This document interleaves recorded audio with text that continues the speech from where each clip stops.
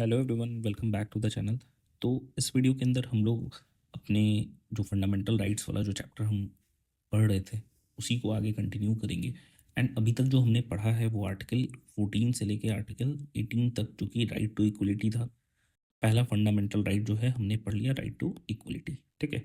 Article 12 और article 13 तो हमने पढ़ा ही था, स्टेट का डिफिनेशन हो गया। एंड ये लॉ जो है वो जो कि इनकॉन्सिस्टेंट होगा, निगेटिव कॉन्सेप्ट हो गया कि भाई जो भी फंडामेंटल राइट्स के इनकॉन्सिस्टेंट लॉज होंगे वो सारे ही नल एंड वॉइड हो जाएंगे।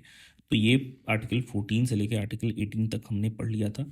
अब जो है इस वीडियो के अंदर हम लोग पढ़ेंगे आर्टिकल 19 से लेकर आर्टिकल 22, जो कि है असल में राइट टू फ्रीडम। तो राइट टू फ्रीडम की अगर हम बात करें तो यहाँ आर्टिकल 19 से लेकर आर्टिकल 22 है।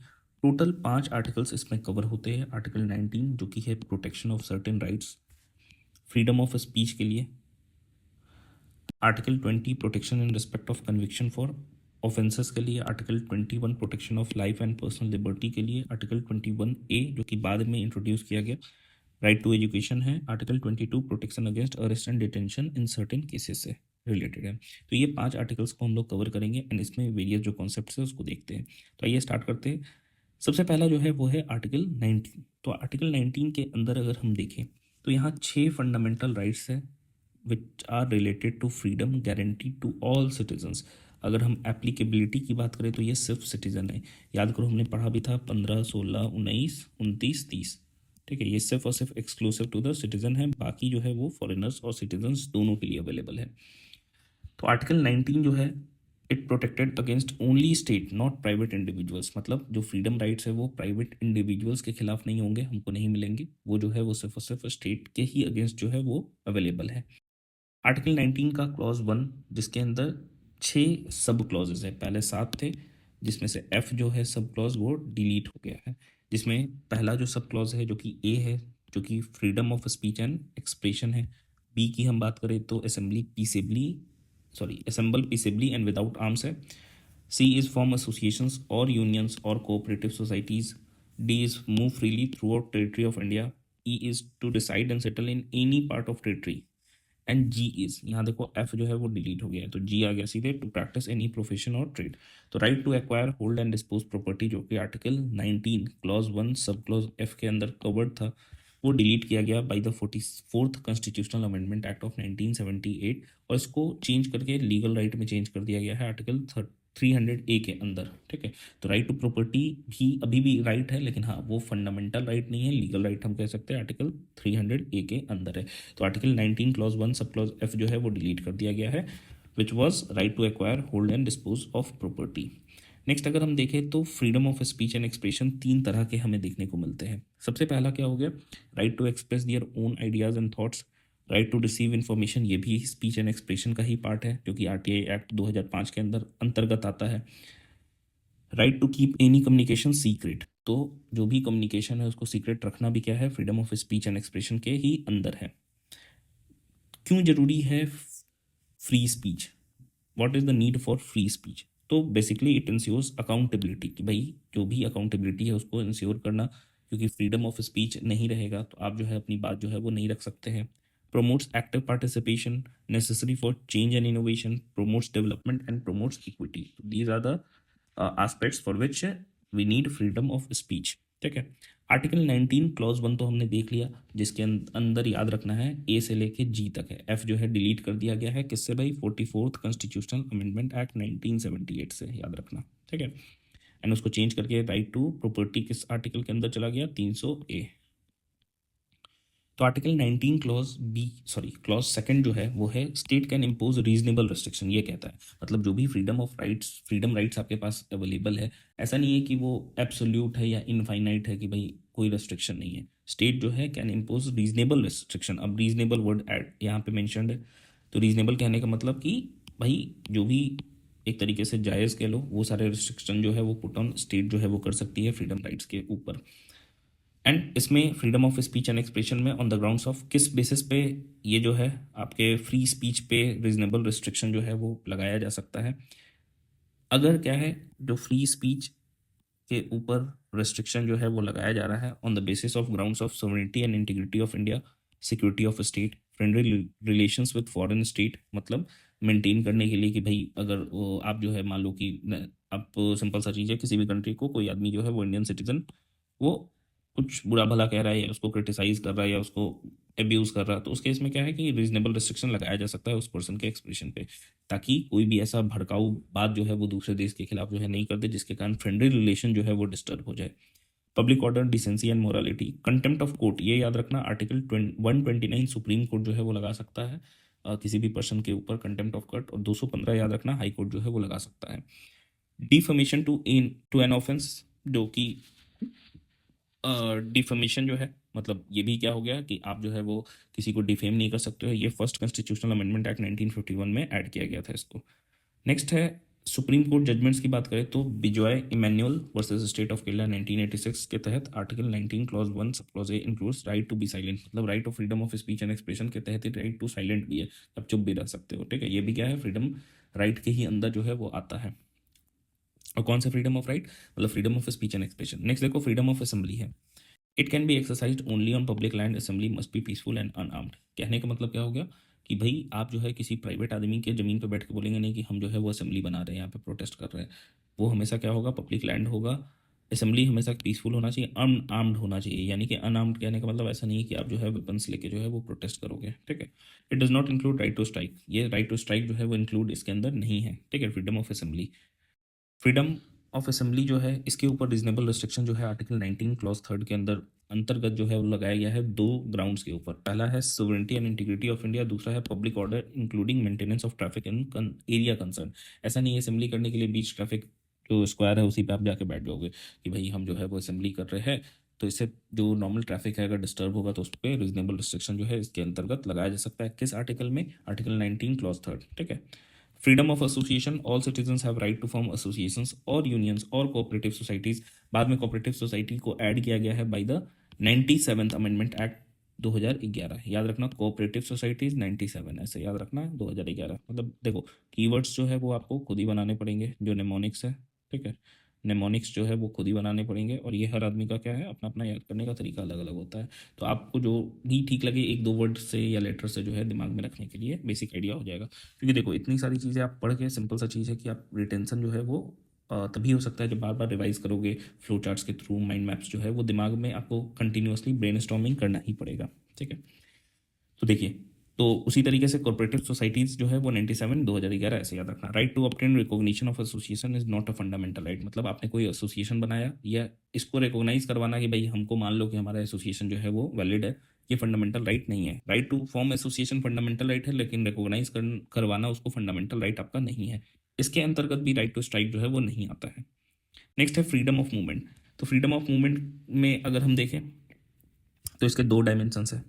पहला है इंटरनल की right to move inside country, it is protected by article 19। External है राइट टू मूव एक्सटर्नली, ये प्रोटेक्टेड आर्टिकल 21 से। तो आर्टिकल 19 के तहत क्या हो गया, इंटरनली आप कहीं भी मूव कर सकते हैं, और 21 के तहत क्या है आप एक्सटर्नली मूव कर सकते हैं। मतलब फ्रीडम ऑफ मूवमेंट आर्टिकल 19 के अंदर जो है वो आपका इंटरनल मूवमेंट की बात करता है, लेकिन आर्टिकल 21 जो कि right to life and liberty है, पर्सनल लिबर्टी, तो उसके तहत क्या है, उसके तहत आप एक्सटर्नली मतलब आपको यूएसए जाना है तो वो किसके अंदर आएगा, वो आर्टिकल 19 के अंदर नहीं आएगा, वो 21 के अंदर आएगा कि आपकी इच्छा आप जा सकते हैं, क्योंकि यूएसए क्या है आपकी कंट्री तो है नहीं ना, आपकी इच्छा आप बाहर जा रहे हैं, लेकिन आप अपनी कंट्री में फ्रीली मूव कर सकते हैं, ये आर्टिकल 19 के तहत होगा, ठीक है।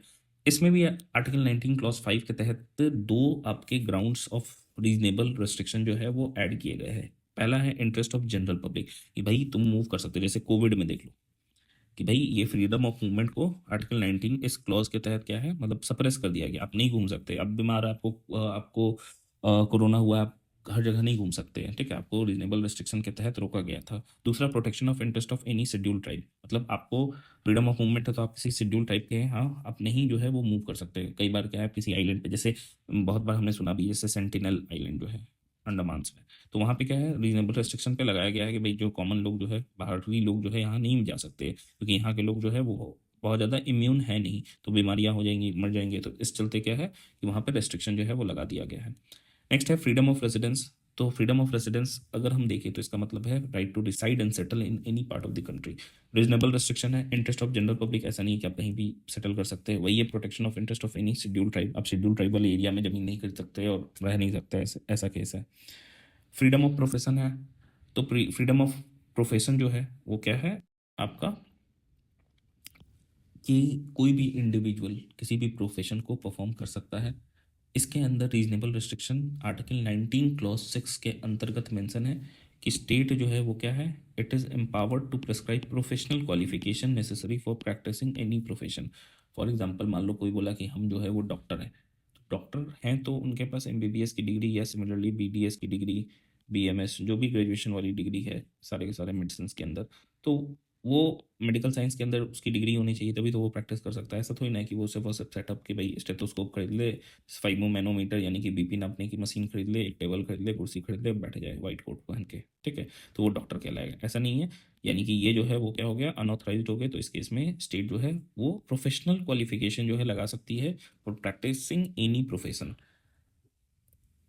अगर हम फ्रीडम ऑफ प्रोफेशन की बात करें तो इसके अंतर्गत ऐसा कोई प्रोफेशन नहीं है कि भाई हम जो है जो कि इमोरल प्रोफेशन है कि भाई हमारे पास राइट टू प्रोफेशन है, अब तो हम क्या है, हम वैसा बिजनेस करेंगे जो कि इलीगल है। तो इलीगल बिजनेस जो है वो नहीं कर सकते। फॉर एग्जांपल मान लो आप ड्रग्स जो है वो बाजार में जाके नहीं बेच सकते, भाई हमको तो जो है वो right of freedom of profession है, हम जो चाहे वो प्रोफेशन जो है कर सकते हैं, तो हम जो है वो ड्रग पेडलर बन जाएंगे। तो ये क्या हो गया, इमोरल है। तो इसके तहत स्टेट जो है रिजनेबल रिस्ट्रिक्शन जो है वो लगाता है।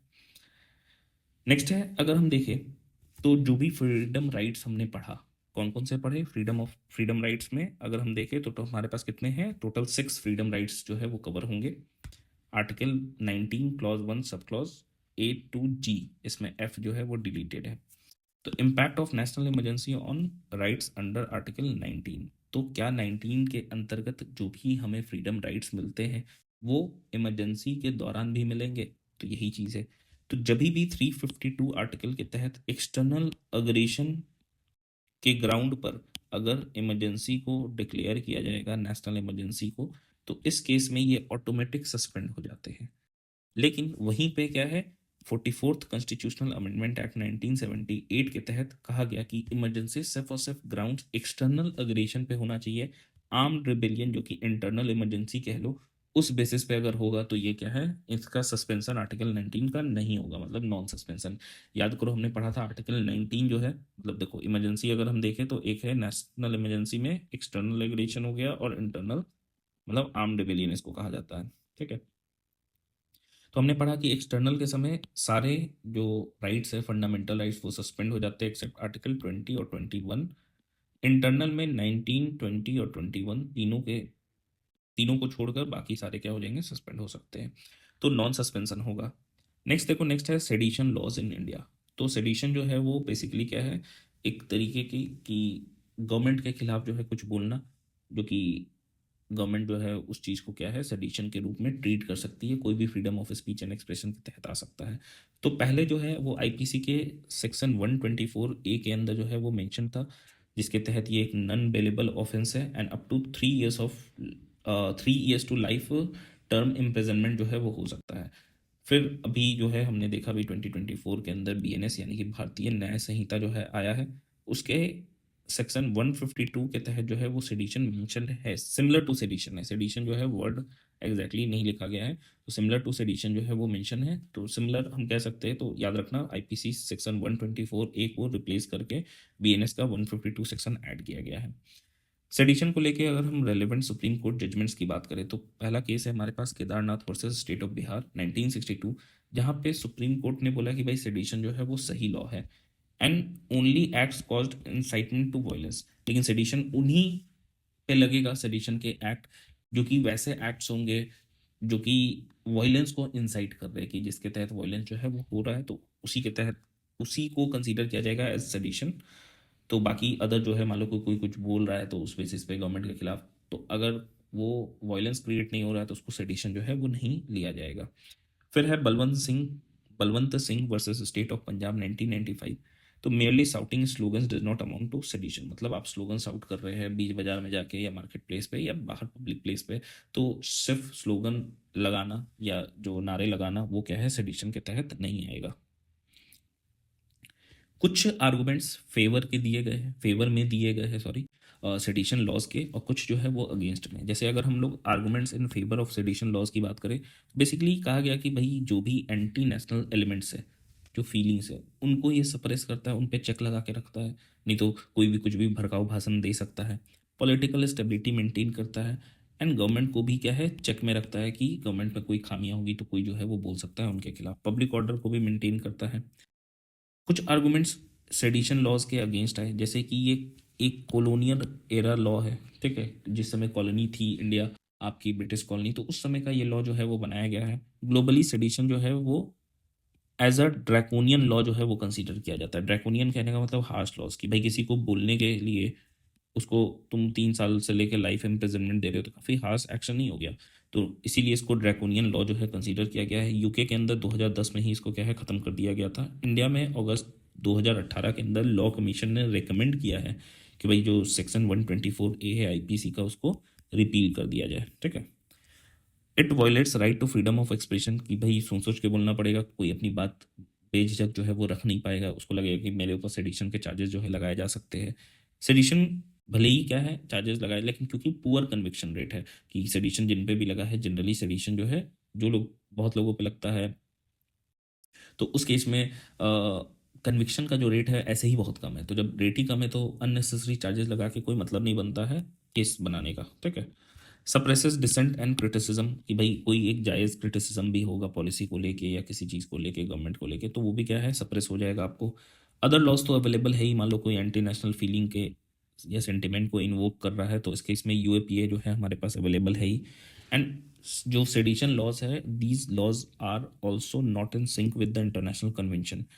1979 के अंदर इंडिया ने रेटिफाई किया था international covenant on civil and political rights, जिसको आईसीसीपीआर कहते हैं, which sets standards for protection of freedom of expression.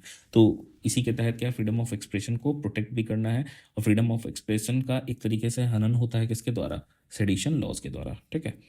Next देखो, नेक्स्ट है हमारे पास आर्टिकल 20। आर्टिकल 20 की अगर हम बात करें तो बेसिकली ये प्रोटेक्शन है, प्रोवाइड करता है in respect of arbitrary conviction for offences. Arbitrary conviction मतलब किसी तरीके से अगर नाजायज़ तरीके से आपको आर्बिट्ररी कन्विक्शन हो किसी भी ऑफेंस का स्टेट के द्वारा, जुडिशियरी के द्वारा, तो उसके तहत ये प्रोटेक्शन प्रोवाइड करता है। किसके लिए अवेलेबल है, तो सिटीजन और फॉरेनर दोनों के लिए अवेलेबल है। Can't be put aside even during an emergency, तो ये साइड में नहीं हो सकता, जो कि हमने पढ़ा भी कि सस्पेंड नहीं हो सकता है। कौन कौन, आर्टिकल 20 और 21। अब इसमें कुछ प्रोविजंस है, जैसे कि अगर हम देखें तो no ex post facto law. Ex post facto law कहने का मतलब है कि ये पेनल्टीज को रेट्रोस्पेक्टिवली जो है वो क्या होता है, वो मतलब पेनल्टी जो है वो पहले से ही, मान लो कि लॉ जो है वो आज बनाया गया, ठीक है, मान लो एक्स डेट को बनाया गया, तो अगर किसी का केस पहले से चल रहा है तो उसको पीछे से जाके क्या है मतलब डिटेन कर देना उस तरीके से, ठीक है। तो ये पीछे मतलब बैकवर्ड लॉ कह सकते हो, या बैकलॉग का लॉ जो है वो कह सकते हो। तो इसी को एक्स पोस्ट फैक्टो लॉ जो है वो कहा जाता है। इसका स्कोप क्या हो गया, legislature can make both types of law, prospective and retrospective. Retrospective मतलब कि आज लॉ बना और पहले से वो इफेक्टिव हो गया, मतलब पिछले डेट से। तो इट प्रोहिबिट्स ओनली कन्विक्शन और sentence under an ex post facto criminal law, not the trial thereof. यानी कि जो क्रिमिनल लॉ है उसके तहत क्या है, ये आपको प्रिवेंट करेगा, ट्रायल के अगेंस्ट जो है वो प्रिवेंट नहीं करेगा। Immunity under this provision cannot be claimed in case of preventive detention or demanding security from a person. मतलब इसके तहत जो इम्यूनिटी है वो सिर्फ और सिर्फ क्या है आपका, हम कह सकते हैं प्रिवेंटिव डिटेंशन, और जो सिक्योरिटी है, मान लो पर्सन जो है वो सिक्योरिटी डिमांड कर रहा है, उसके तहत जो है वो नहीं ले सकता है। Under this provision cannot be claimed in case of preventive detention. मान लो किसी को प्रिवेंटिव डिटेंशन, अब ये प्रिवेंटिव डिटेंशन आगे हम देखेंगे भी कि क्या होता है बेसिकली। तो बेसिकली होता क्या है कि कोई भी इंसान जो है वो उसको अरेस्ट कर लिया जा सकता है, या पुलिस जो है उसको कस्टडी में ले सकती है कि ये उम्मीद में कि फ्यूचर में ये जो है वो क्राइम कर सकता है, और ये क्राइम जो है पब्लिक ऑर्डर पीस को डिस्टर्ब करेगा। तो इस चीज से रिलेटेड क्या है, सुप्रीम कोर्ट का जजमेंट है Ratanlal versus state of Punjab 1964 के तहत, कि if retrospective law gives benefit to the accused then it is applicable. मान लो कोई रेट्रोस्पेक्टिव लॉ जो है वो आज बनाया गया, और ये कोई मान लो जो भी आपका एक्यूज्ड है उसको सजा है पहले से, और लॉ बनाया गया कि भाई ये जो जो मान लो ये कानून जो है, सिंपल सा चीज़ है, मान लो ए आदमी था, इसने कोई क्राइम किया, तो जरूर कोई लॉ ब्रेक किया होगा, तो इसके 10 साल इसको सजा होगा। लेकिन पता चला कि 2 साल के बाद क्या है, एक लॉ बना जो कि ये पुराने वाले लॉ को मतलब रिपील कर दिया कि अब ये लॉ जो है वो कोई तोड़ेगा तो उसको सजा नहीं होगी। तो इस तहत इसको 10 साल की सजा मिली थी, लेकिन ये लॉ ही क्या हो गया, खत्म हो गया।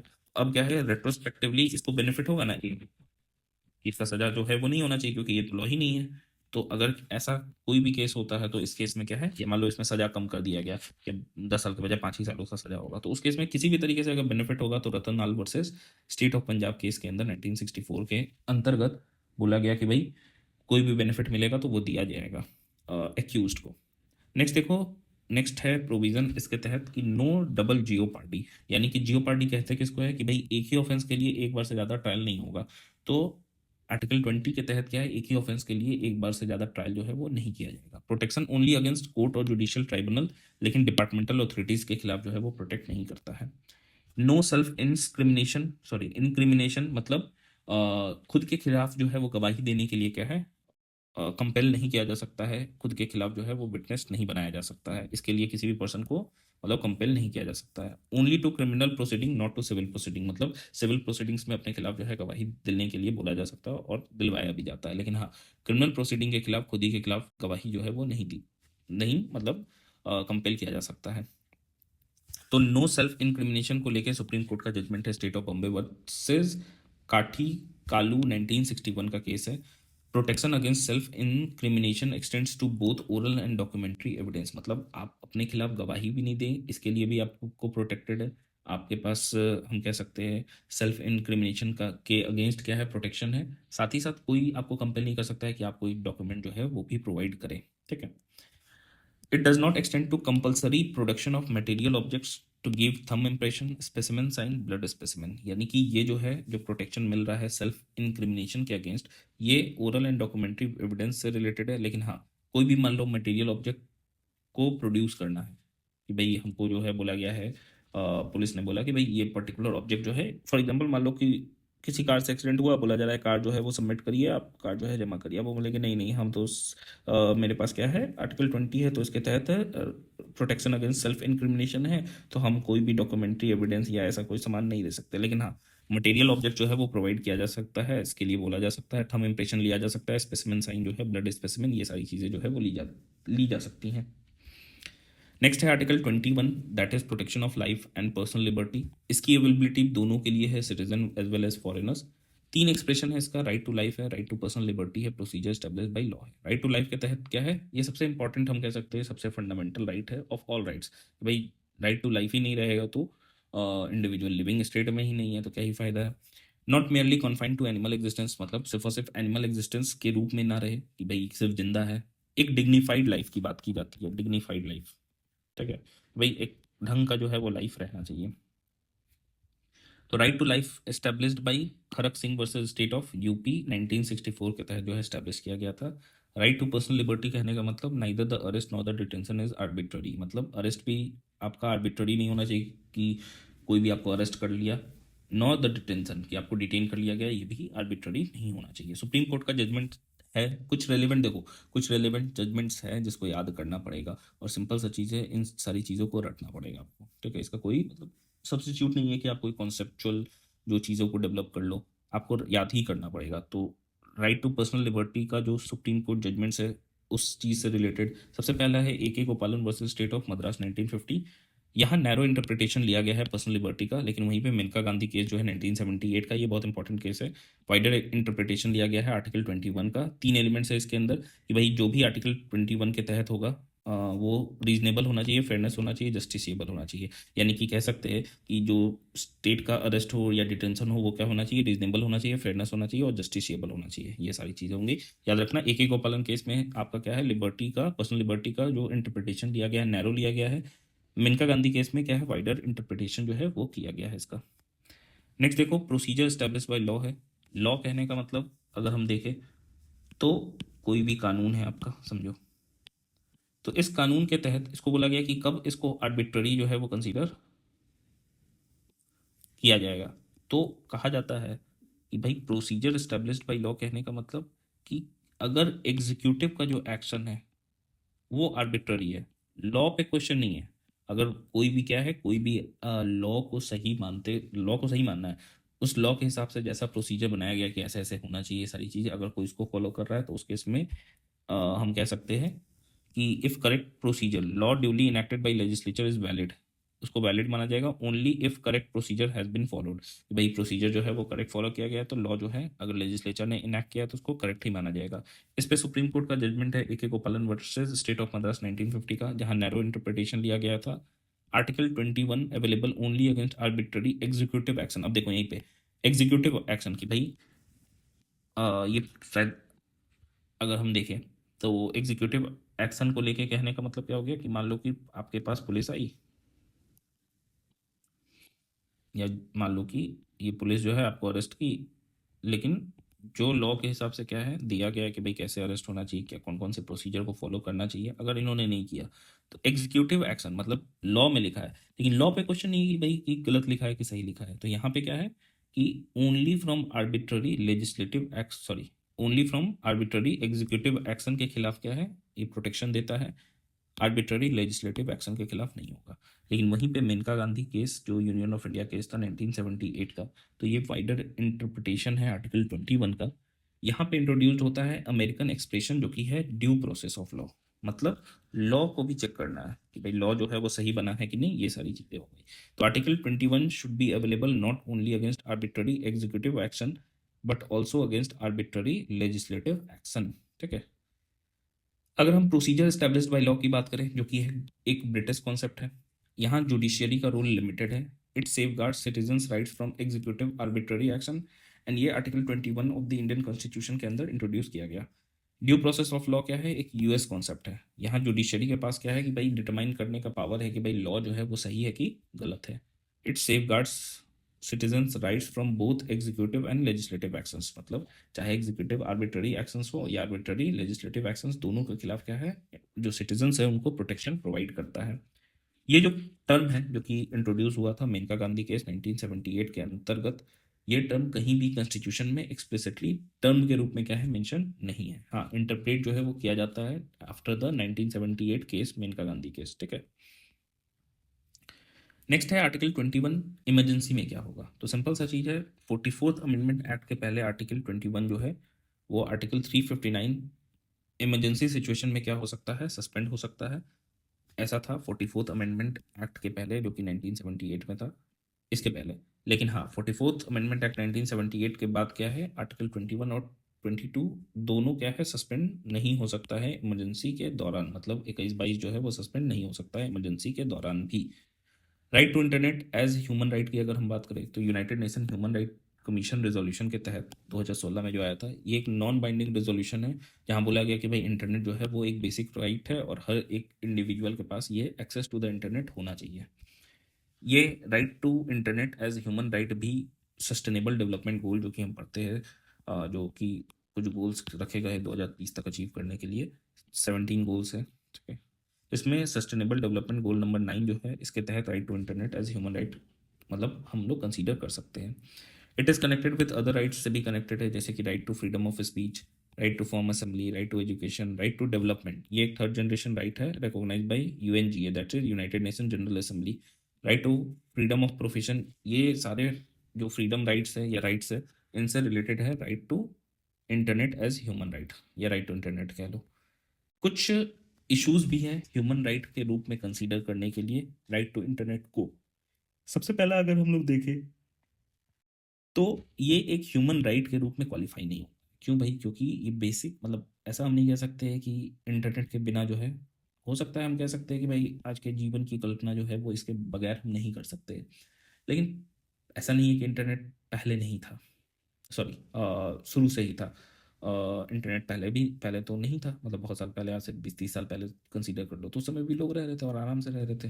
यानी कि इंटरनेट जो है वो एक ह्यूमन राइट के रूप में कंसीडर मतलब क्वालिफाई नहीं करता, इसलिए ह्यूमन राइट इसको कंसीडर नहीं किया जाना चाहिए। ऐसा मतलब इश्यूज है with the right to internet as human right, उसके हम पॉइंट्स देख रहे हैं। दूसरा डिजिटल डिवाइड भी है। डिजिटल डिवाइड कहने का मतलब कि एक पॉपुलेशन के अंदर कुछ लोग ऐसे भी हैं, बहुत लोग जो इंटरनेट को जानते भी नहीं है, मतलब उनके पास है ही नहीं, एक्सेस भी नहीं है, वो जानते भी नहीं है, समझते भी नहीं है। हेट स्पीच फैलाया जा सकता है इंटरनेट को लेके, मतलब जो भी सोशल मीडिया प्लेटफॉर्म्स है उसके तहत क्या है, hate speech during specially during the political campaign, ये जो है वो किया जा सकता है। मिस यूज़ ऑफ इंटरनेट तो ऑब्वियसली है कि भाई जो सिक्योरिटी कंसर्न्स है एंड इम्पैक्ट भी जो चिल्ड्रन का है, चिल्ड्रन के ऊपर, चिल्ड्रन जो है उन सारे इन्फॉर्मेशंस और उन सारे डेटाज को एक्सेस कर रहे हैं एट एन अर्ली एज, जो उन्हें नहीं करना चाहिए, तो ये इम्पैक्ट जो है चिल्ड्रन के माइंडसेट पे जो है वो आ रहा है।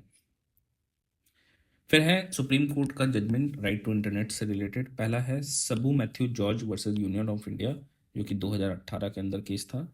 Right to access internet is a basic fundamental right which could not be curtailed at any cost. तो ये जो केस है Mathew George versus union of India case, इसके तहत बोला गया कि भाई जो राइट टू इंटरनेट है वो एक क्या है, बेसिक फंडामेंटल राइट है और इसको कर्टेल नहीं किया जा सकता है, ठीक है। दूसरा है Faheem Shirin versus state of Kerala 2020 के तहत केरला हाई कोर्ट ने भी डिक्लेयर किया कि भाई राइट टू इंटरनेट जो है वो, राइट टू इंटरनेट एक्सेस एक फंडामेंटल राइट है।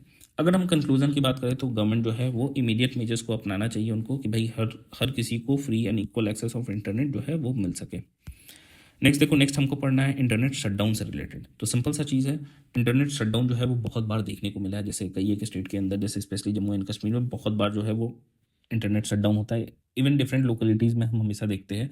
तो आखिर ये क्यों ज़रूरत है और इंटरनेट शटडाउन कहने का मतलब होता क्या है? तो it is absolute restriction placed on use of internet services due to an order issued by a government body. कोई गवर्नमेंट बॉडी एक ऑर्डर इशू करती है कि भाई इस एरिया के अंदर इंटरनेट जो है उसको उसका एक्सेस जो है वो कॉमन लोगों को के लिए रोक देना है, ठीक है। तो इसी को हम कहते हैं internet shutdown. It is limited to mobile internet और वायर्ड ब्रॉडबैंड और both at the same time. मतलब मोबाइल इंटरनेट के लिए भी हो सकता है, वायर्ड ब्रॉडबैंड के लिए भी हो सकता है, या दोनों के लिए हो सकता है। अगर हम रीजंस की बात करें कि शटडाउन्स क्यों ही करते हैं, तो to ensure peace during a festival procession, कई बार देखने को मिला है कि कम्युनल राइट्स वगैरह होने का खतरा रहता है, तो उसके तहत इंटरनेट शटडाउन कर दिया जाता है एक पर्टिकुलर एरिया का। To prevent cheating in exams, जैसे आप देखो आप एग्जाम में जाते हो तो हॉल में आजकल जैमर लगे रहते हैं, तो ये क्या इंटरनेट शटडाउन है कि भाई एग्जाम के आसपास इंटरनेट नहीं चलेगा एग्जाम हॉल के पास। To curb uploading downloading and circulation of provocative videos, guard against fake news. तो जो भी मान लो प्रोवोकेटिव वीडियोज़ होंगे जो सर्कुलेट हो रहे हैं, उनको रोकने के लिए क्या है, इंटरनेट शटडाउन जो है वो किया जा सकता है। To prevent misuse of data services by elements that have potential to scale up violent activities and disturb public order। मान लो कोई भी ऐसा डेटा है, कोई भी ऐसा जो चीज़ें हैं जो अगर सर्कुलेट होंगी तो वो क्या है, स्केल अप कर सकती है वायलेंट एक्टिविटीज़ को, तो उसको रोकने के लिए इंटरनेट शटडाउन किया जा सकता है। सुप्रीम कोर्ट का व्यू इस पर अगर हम देखें तो फंडामेंटल राइट है इंटरनेट का access under article 19 clause 1 sub clause A, जो कि freedom of speech and expression के अंतर्गत आता है। Freedom of trade and commerce through internet is also constitutionally protected under 19 clause 1 subclause G, ठीक है। Restriction on internet have to follow principles of proportionality under article 19 clause 2। मतलब ऐसा नहीं कह सकते कि जो restriction है वो arbitrary होना चाहिए, proportional होना चाहिए, और सस्पेंशन इनफाइनाइट टाइम के लिए, इंडेफिनिट टाइम के लिए, कि भाई पता ही नहीं कब तक जो है सस्पेंड किया गया है, ये क्या है, ये परमिसेबल नहीं है। मतलब जब भी सस्पेंड होगा तो एक पर्टिकुलर टाइम पीरियड तक ही होगा, और मैक्सिमम एक बार में जो है वो 15 दिन से ज़्यादा जो है वो सस्पेंड नहीं हो सकता है। फिर सस्पेंशन के लिए फिर से ऑर्डर जो है वो मतलब देना पड़ेगा, ठीक है। एक बार में मैक्सिमम 15 दिन तक होगा suspend. Relevant Supreme Court judgments की बात करें तो एक केस याद रखना इंटरनेट शटडाउन से रिलेटेड, वो है Anuradha Bhasin versus union of India case 2020 का। Undefined restriction of internet services would be illegal. मतलब डिफाइन करना पड़ेगा कि भाई इंटरनेट जो सर्विसेज है उसको अगर रेस्ट्रिक्ट किया गया है तो क्यों किया गया है, किसके तहत, किन लॉज के तहत, किस लेजिस्लेटिव प्रोविजंस के तहत क्या है इंटरनेट शटडाउन किया जा सकता है या किया जाता है। तो 2017 से पहले दो एक्ट थे, आईटी एक्ट 2000 और सीआरपीसी 1973 का आर्टिकल 144, इसके तहत, सॉरी सेक्शन 144, इसके तहत इंटरनेट शटडाउन किया जाता था। लेकिन 2017 के बाद क्या है, temporary suspension of telecom services, public emergency और पब्लिक सर्विसेज रूल्स 2017, जो कि ओरिजिनेट कहाँ से होता है, टेलीग्राफ एक्ट 1885 से, इसके तहत इंटरनेट शटडाउन जो है वो किया जाता है। नेक्स्ट है इंटरनेट शटडाउन से ही या इंटरनेट से ही रिलेटेड एक टर्म है जो है राइट टू फॉरगेटन। यानी कि मान लो कोई भी ऐसा पर्सनल इन्फॉर्मेशन जो है वो आपका इंटरनेट से रिमूव होने का राइट होना चाहिए, कि भाई आपकी इच्छा नहीं है कि ये इन्फॉर्मेशन इंटरनेट पे रहे, तो आपके पास राइट है कि आप जो है वो उसको रिमूव करा सकते हैं। इसका ओरिजिन जो है वो फ्रेंच जो जूरिस्प्रूडेंस था उसमें एक राइट है जो है राइट टू ओब्लिवियन। ओब्लिवियन कहने का मतलब भूल जाना, ठीक है। It is not absolute in nature and it is recognise as a statutory right in European Union under General Data Protection Regulation, GDPR इसको बोलते हैं। तो इसको स्टैट्यूटरी राइट जो है वो कंसीडर किया गया है under GDPR, that is European union के अंदर जनरल डेटा प्रोटेक्शन रेगुलेशन है। इंडिया में अगर हम देखें तो प्रेजेंट प्रोविजन, पहले बिल आया था 2019 के अंदर डेटा प्रोटेक्शन बिल, जो कि पहले रिजेक्ट कर दिया गया था। फिर 2023 के अंदर जो है वो digital Personal Data Protection Act 2023 के तहत जो है वो प्रोटेक्टेड है। एक्ट आया, मतलब बिल आया था जो कि पास हो गया। अगर हम जीडीपीआर यानी कि जनरल डेटा प्रोटेक्शन बिल से, sorry, General Data Protection Regulation से अगर कंपेयर करें तो जीडीपीआर के अंदर एक्सप्लिसिटली मेंशन है राइट टू फॉरगेटन, ठीक है, राइट टू बी फॉरगॉटन। लेकिन अगर हम DPDPA, that is Digital Personal Data Protection Act 2023 जो है उसमें एक्सप्लिसिटली मेंशन नहीं है, ठीक है। मतलब उसमें जो है राइट टू बी फॉरगॉटन जो है वो अंडरस्टूड कॉन्सेप्ट है, मतलब डायरेक्टली कहीं एक्सप्लिसिटली जो है, जिसको कह सकते हैं डायरेक्टली लिखा हुआ कि भाई जैसा है ये चीज़ ऐसा ही लिखा हुआ, वो मेंशन नहीं है। केस कौन सा है 2017 के अंदर? पुट्टा स्वामी केस, याद रखना, यूनियन ऑफ इंडिया, मतलब case Puttaswamy versus union of India 2017, जहां सुप्रीम कोर्ट ने बोला right to be forgotten a part of right to life and right to privacy under article 21। Next है राइट टू प्राइवेसी, अगर हम देखें, और दूसरा है राइट टू बी फॉरगॉटन। तो राइट टू प्राइवेसी कहने का मतलब क्या हो गया कि इसके तहत वो इन्फॉर्मेशन है जो कि पब्लिक नहीं है, और राइट टू बी फॉरगॉटन मतलब कि it involves removing information that was publicly known at certain time, मतलब एक समय में वो पब्लिकली था लेकिन अब जो है वो थर्ड पार्टी को अलाउ नहीं किया जाएगा उस इंफॉर्मेशन को एक्सेस करने के लिए। कुछ फेवर्स में ही आर्गूमेंट्स है, जैसे अगर हम देखें आर्गूमेंट जो कि फेवर में है in favour of right to be forgotten, पहला है opened by the Supreme Court in Ram Jethmalani versus union of India case 2021, upholds individual's privacy under article 21। तो इस केस के तहत क्या है कि ये, अगर हम देखें तो 2021 के तहत आया, 2021 के अंदर सुप्रीम कोर्ट ने भी इस चीज़ को बोला कि भाई राइट टू बी फॉरगॉटन जो है वो एक बहुत एसेंशियल राइट है। और जो आर्टिकल 21 के अंदर राइट टू प्राइवेसी है उसके तहत जो है वो ये आता है, इट प्रिवेंट सोशल स्टिग्मेटाइजेशन। कई बार देखने को मिलता है कि जो स्टिग्मेटाइजेशन है सोशल, मतलब किसी चीज़ को लेके जो है अफवाह फैलना या किसी चीज़ के बारे में बात करना, तो अगर कोई इन्फॉर्मेशन है मान लो कि वो हमेशा इंटरनेट पे रह जाएगा तो उसको डिलीट करवाना। Maintain secrecy, prevents misreporting by media, safeguard against lack of consent. मतलब अगर मान लो कि कोई कंसेंट नहीं दिया कि भाई मेरे इन्फॉर्मेशन को कोई यूज़ कर सकता है थर्ड पार्टी, और उस केस में भी वो यूज़ कर रहा है, तो आपके पास राइट है कि उस इन्फॉर्मेशन को आप डिलीट करवा सकते हो। कुछ इंपॉर्टेंट केस है जैसे Zorawar Singh Mundi versus Union of India. High Court of Delhi directed Google and India Kanoon to remove information of an American citizen under NDPS Act. NDPS Act कौन सा है? 1985, जहाँ पे मतलब बेसिकली ये ड्रग्स एक्ट है।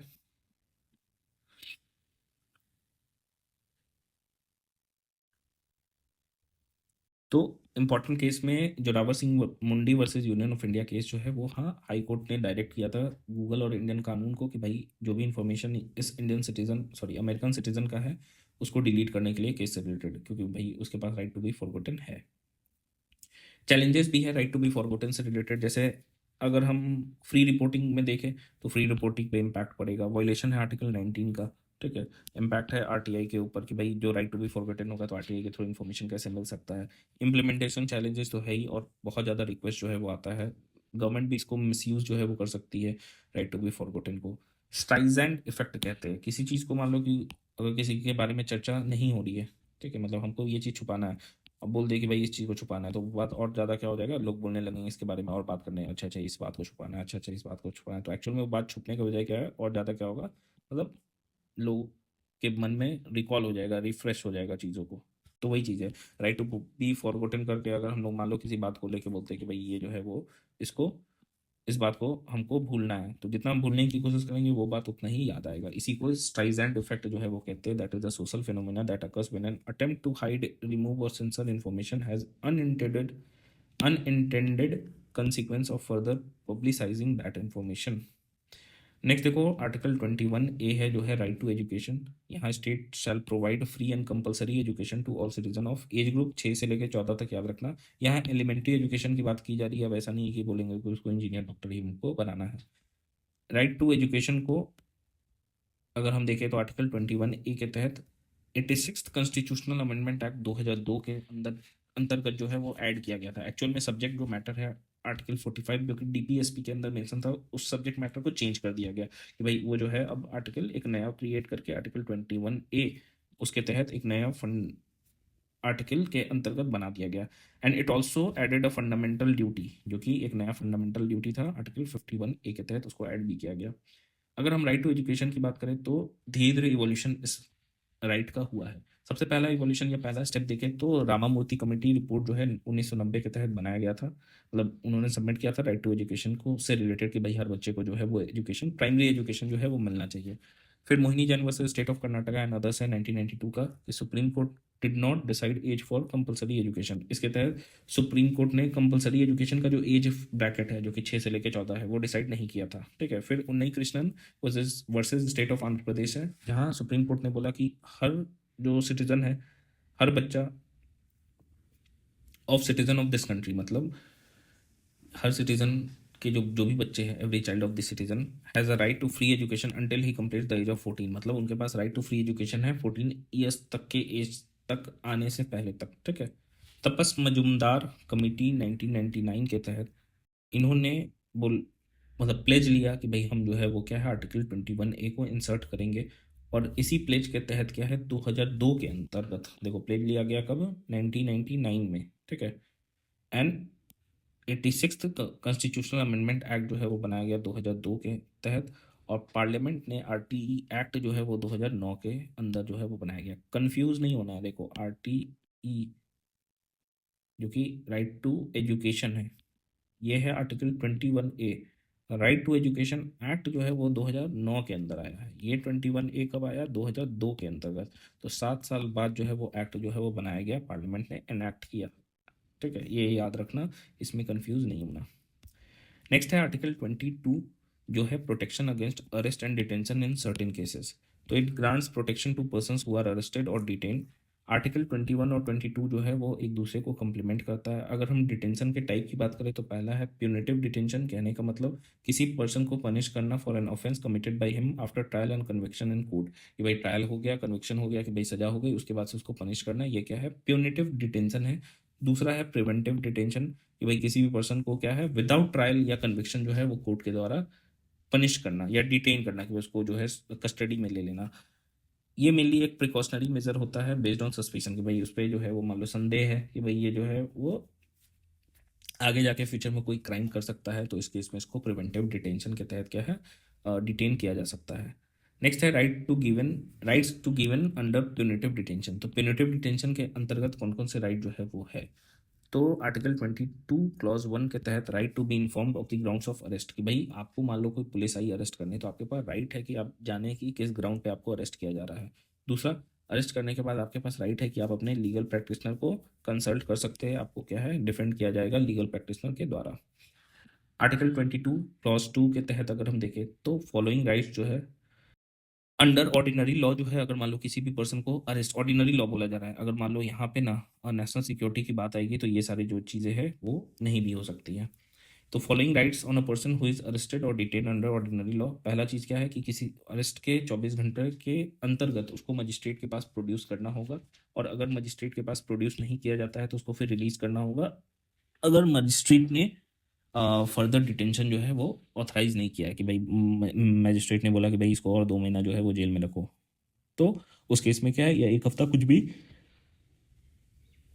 तो उसको फर्दर क्या है डिटेन नहीं किया जाएगा, उसको मतलब छोड़ दिया जाएगा। नेक्स्ट अगर हम देखें तो आर्टिकल 22 क्लॉज 3 अगर हम देखें तो exceptions to right to protection against punitive detention who is enemy or any person under preventive detention law. यानी कि अगर मान लो कोई एनिमी हो या प्रिवेंटिव डिटेंशन लॉ के तहत अगर किसी को डिटेन किया जा रहा है, तो ये सारे ग्राउंड्स बताने की भी, मतलब ऐसा नहीं है कि वो जो है कि भाई उसको जो है ये मिले कि भाई मजिस्ट्रेट के सामने प्रोड्यूस हो या उसको छोड़ दिया जाए 24 घंटे के बाद, उसको कस्टडी में लिया जा सकता है। नेक्स्ट है protection in case of preventive detention. तो मान लो प्रिवेंटिव डिटेंशन किया जाएगा तो उस दौरान कौन कौन सा प्रोटेक्शन मिलेगा। प्यूनिटिव में तो जो है हमने देख लिया, प्रिवेंटिव में देखते हैं। तो पहला है कि ये जो प्रोटेक्शन है प्रिवेंटिव डिटेंशन से रिलेटेड, ये सिटीजन्स एंड फॉरेनर्स दोनों को है। एक्सटेंट की अगर हम बात करें तो मैक्सिमम ड्यूरेशन जो है वो 3 महीने है, उससे ज़्यादा किसी को प्रिवेंटिव डिटेंशन के तहत डिटेन नहीं किया जा सकता है। Grounds of detention should be communicated to the detenu. तो डिटेन टू को ग्राउंड्स ऑफ जो डिटेंशन है कि भाई किस ग्राउंड पे डिटेन किया जा रहा है उसको कम्युनिकेट किया जाना चाहिए।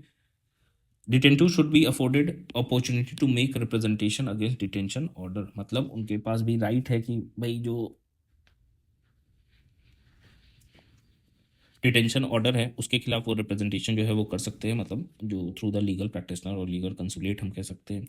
It empowers Parliament to prescribe extension of detention maximum period procedure for inquiry, तो पार्लियामेंट को एम्पावर करता है ये आर्टिकल, अगर हम देखें तो आर्टिकल 22 के तहत कि भाई पार्लियामेंट प्रिस्क्राइब कर सकती है कि जो एक्सटेंशन है वो और कितना हो सकता है। 3 महीने तो जनरल हो गया, ठीक है, लेकिन हाँ इसके अलावा जो कोर्ट के थ्रू विदाउट पार्लियामेंट 3 महीने से ज़्यादा जो है होल्ड नहीं किया जा सकता है। मैक्सिमम पीरियड जो है वो भी क्या है चेंज किया जा सकता है, एंड प्रोसीजर फॉर इंक्वायरी भी चेंज किया जा सकता है। अगर हम अथॉरिटी की बात करें to make law and preventive detention, तो प्रोविजंस इन 7th शेड्यूल की बात करें तो with regard to preventive detention divided between Parliament and state legislature, तो एक्सक्लूसिव पावर अगर हम देखें कि पार्लियामेंट प्रिवेंटिव डिटेंशन पे लॉज बना सकती है एक्सक्लूसिवली, तो किस किस केस में, अगर डिफेंस से रिलेटेड मैटर हो, फॉरेन अफेयर्स हो, सिक्योरिटी ऑफ इंडिया हो तो उस केस में हो। कंकरेंट पावर है, अगर मान लो स्टेट की सिक्योरिटी हो या पब्लिक ऑर्डर को मेंटेन करना हो तो उस केस में प्रिवेंटिव डिटेंशन से रिलेटेड लॉ दोनों ही बना सकते हैं, स्टेट भी बना सकता है और पार्लियामेंट भी बना सकती है। अगर हम प्रिवेंटिव डिटेंशन के आर्गुमेंट्स इन फेवर की बात करें तो सबसे पहला है कि कॉन्स्टिट्यूएंट असेंबली के अंदर जो है वो व्यूज था प्रिवेंटिव डिटेंशन को लेके। ये एग्जीक्यूटिव को एम्पावर करता है, पार्लियामेंट को एम्पावर करता है ड्यूरिंग एक्सीजेंसीज इमरजेंसीज के समय under entry 9 of list 1 that is union list. It maintain public order under entry 3rd of the 3rd list that is concurrent list. अगर हम अगेंस्ट आर्गुमेंट्स की बात करें प्रिवेंटिव डिटेंशन से रिलेटेड, तो it is not present in the other democratic countries, कि भाई दूसरे डेमोक्रेटिक कंट्रीज के अंदर प्रिवेंटिव डिटेंशन जो है नहीं है। ये वॉयलेशन है राइट्स का, जो भी राइट्स है उसका वॉयलेशन हो गया प्रिवेंटिव डिटेंशन।